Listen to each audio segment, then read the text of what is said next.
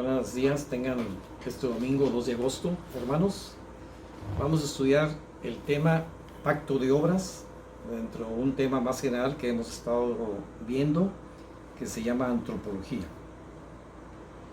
Bien, a lo largo de la Biblia, pero sobre todo en el Antiguo Testamento, Dios estableció o ha establecido pactos con los hombres, y a través de ellos es que Dios comunica sus promesas y bendiciones que van a venir o vinieron a estos hombres, a sus descendientes, a todo un pueblo, a toda una nación.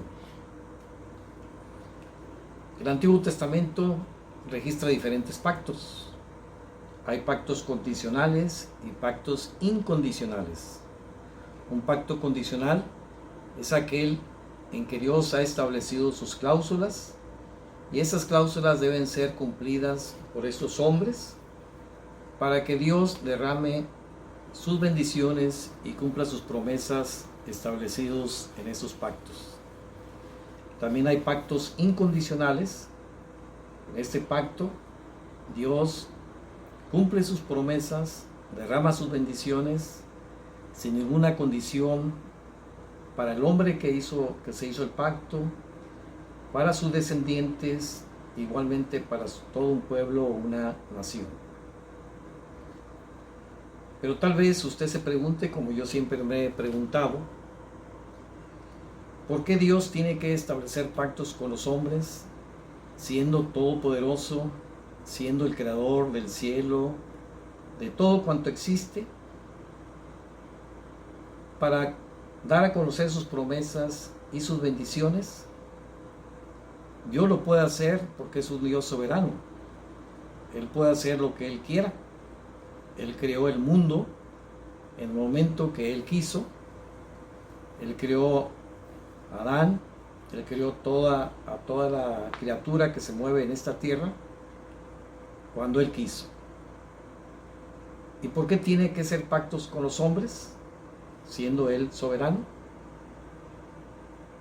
Creo que una de las razones que Dios establece pactos con los hombres es que porque Él quiere tener comunión con los hombres. Fuimos creados a su imagen y semejanza precisamente para que Dios tenga comunión con nosotros y obviamente entre nosotros con Dios. La oración que el Señor Jesucristo hizo antes de ir a la cruz es precisamente esa plegaria que hace al Padre. Jesucristo ruega a Dios, ruega al Padre, que sus discípulos y todos los que habían de creer, todos los creyentes, sean uno con Jesucristo, así como Jesucristo es uno con Dios. Entonces, el objetivo de Dios para nosotros, para los que hemos creído en Él, es que seamos uno con Dios.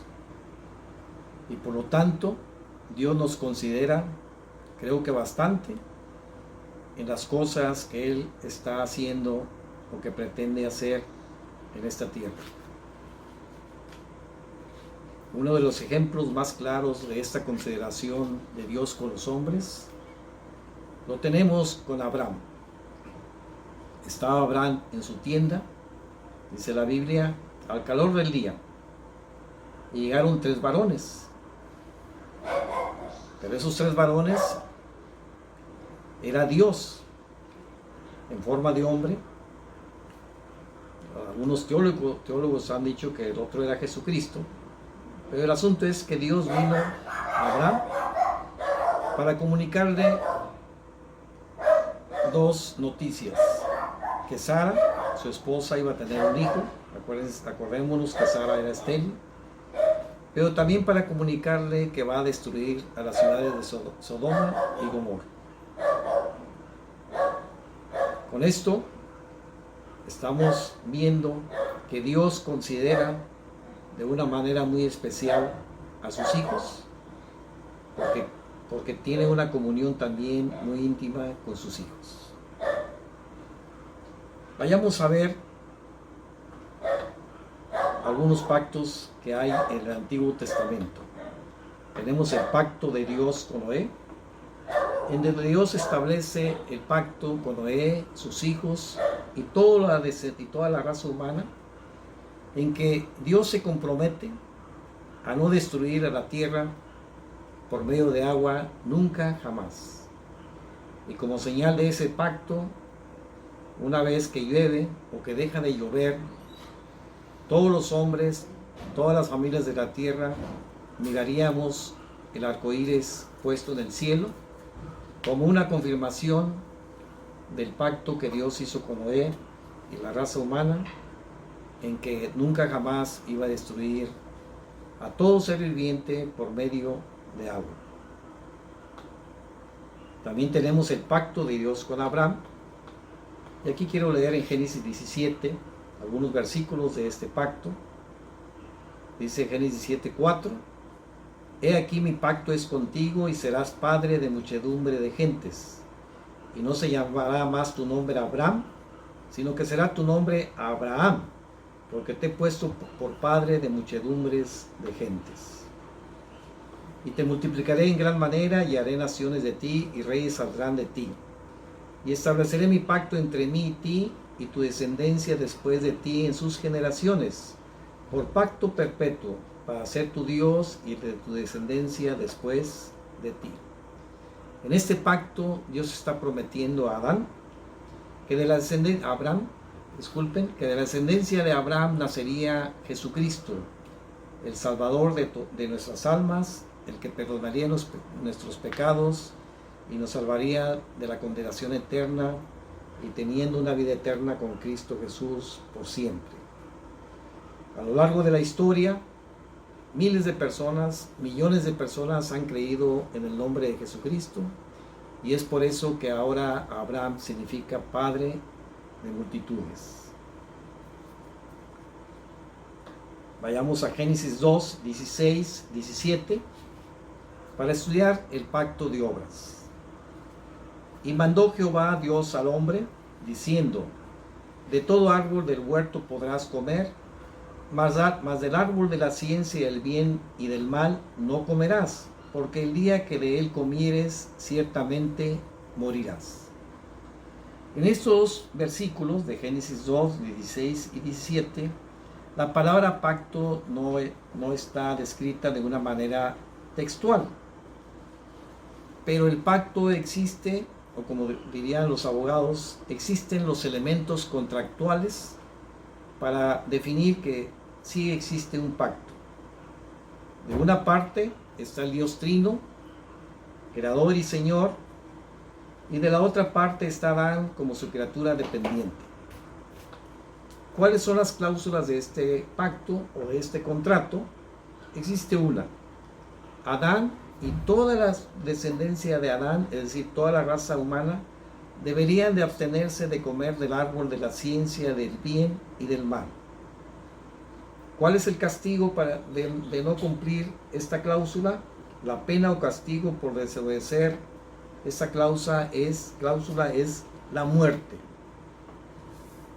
La muerte, en un sentido más amplio en la Biblia, no solo significa la muerte física, es decir, la separación del cuerpo y del alma y la destrucción del cuerpo, sino también es una separación espiritual, es decir, ya no existe una más comunión con Dios, llevando al hombre a un estado de dolor y miseria. Y después, la muerte eterna, o como dice el libro de Apocalipsis, la muerte segunda. La muerte segunda significa estar de por vida en el lago de fuego y azufre por toda la eternidad. Desde luego, todos sabemos que Adán y Eva comieron del árbol de la ciencia del bien y del mal. Por lo tanto, la pena o el castigo debería de ejecutarse por parte de Dios.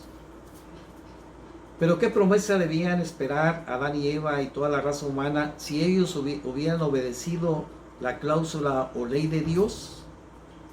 La promesa implícita en este pacto era la vida eterna. aunque Adán y Eva no habían pecado y hasta antes de pecar eran inmortales, tenían que obedecer las leyes divinas para obtener la vida eterna. Luego entonces, la promesa del pacto de obras era la vida eterna. Indudablemente que el castigo comenzó al instante siguiente de la primera transgresión. La muerte espiritual entró instantáneamente y las semillas de la muerte comenzaron también en ese instante a operar en el cuerpo de Adán y Eva. Pero antes de que Dios pronunciara los castigos para Adán, de que iba a morir y con el sudor de su frente comería todos los días de su vida, y que Eva con el dolor iba a dar a luz a sus hijos, Dios pronuncia la primera profecía sobre el Señor Jesucristo en Génesis 3:15. Y pondré enemistad entre ti y la mujer, y entre tu simiente y la simiente suya. Esta te herirá en la cabeza y tú le herirás en el calcañar. La simiente de la mujer es el Señor Jesucristo, que iba a dar un golpe certero en la cabeza a Satanás. Este golpe certero lo dio Jesucristo en la cruz del Calvario, y con su resurrección Jesucristo venció a la muerte y ahora está a la diestra de Dios Padre intercediendo por los que hemos creído en Jesucristo, y que su sacrificio fue para que no muramos y tengamos vida eterna con Cristo Jesús. Adán y toda la raza humana no pudieron ni han podido cumplir la ley de Dios. Pero el Hijo de Dios, Jesucristo, sí cumplió la ley. Además, sufrió la horrible condena que estaba reservada para nosotros.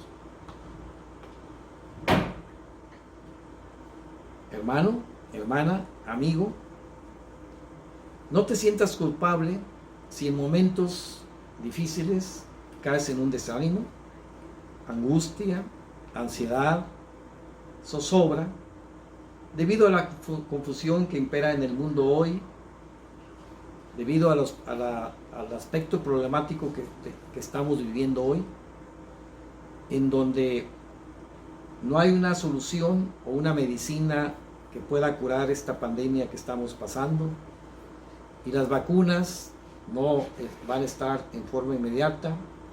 La estrechez económica del país y del mundo en general avanza considerablemente, y por lo tanto las perspectivas de salud y trabajo no son nada buenas.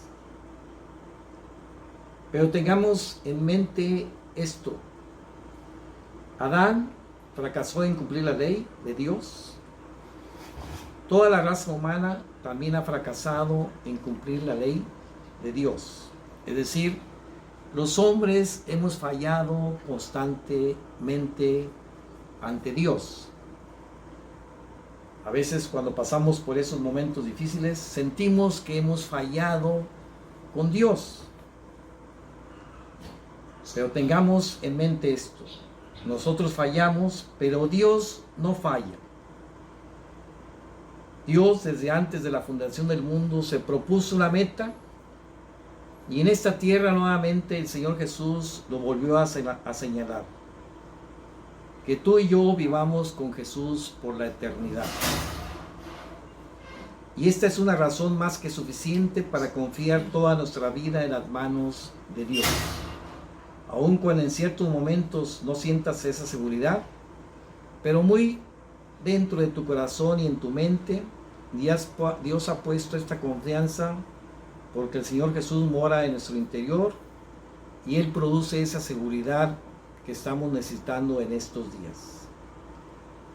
El objetivo de Dios para con nosotros se está cumpliendo, hermanos, porque así lo ha determinado Dios, el Todopoderoso, que envió a su Hijo para hacer realidad la meta de volver a ser hijos de Dios, tener comunión con Él y vivir siempre con Dios, el Señor Jesucristo. El Señor Jesús lo dijo en esta tierra antes de ir a la cruz del Calvario. Y si me fuere, dice Juan 14:3, y si me fuere y os preparara el lugar, vendré otra vez y os tomaré a mí mismo, para que donde yo estoy, vosotros también estéis. Dios falla, no, más bien, nosotros fallamos, pero Dios no falla y cumplirá su propósito. A pesar de las cosas y a pesar de nosotros, vamos a vivir con Jesús por toda la eternidad. Dios los guarde, Dios los bendiga en esta mañana y oremos. Le damos gracias por esta enseñanza. Permite que quede grabada en nuestras mentes y corazones. En Cristo Jesús. Amén.